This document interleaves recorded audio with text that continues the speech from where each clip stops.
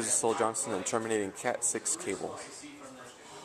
So basically the first thing you want to do is get a better wire cutter than this one, because this one's not a very good one. You want to get one that's adjustable, but technically you just basically want to go around in a circle so it's cut. See how it just barely cut it there? And you're going to make sure it doesn't cut into your wire, which is the reason why I don't like this one very well. It's very easy to cut into the wire. And then basically you cut it enough so that you'll have enough wire, and you'll basically untwist these wires.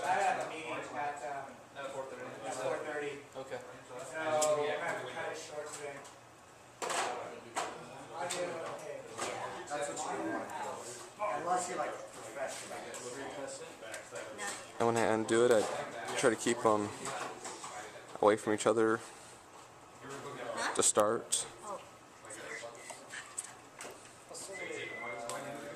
And of course we're going to go the white orange first, then we do the orange, then we'll basically do the white green. And we think it kind of is dirt, grass, water, and it's every other one. So here's the water right here, and then we got grass again, and we got dirt. That's every other one. And then when you get them all lined up,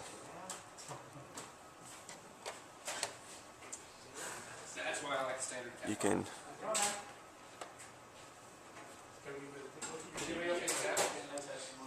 basically you can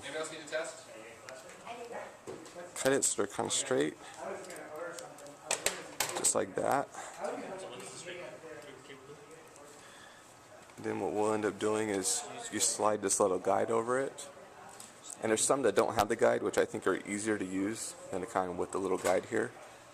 And then basically once you have that, and make sure you have it on the right side. This one's completely flat. This one actually has the ridges, and those ridges are where this metal will puncture into the wire right there. So when you get it all nice and straight, make sure it gets straight with your jacket right there. You could push it right in there and see it goes all the way to the end right there.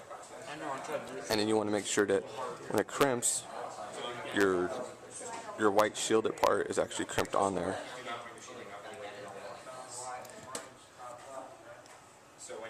And now I'm going to go ahead and crimp it.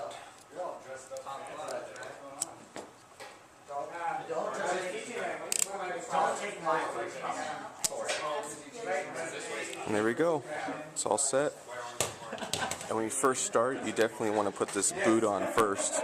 Otherwise, you're kind of screwed. Try and put it on later.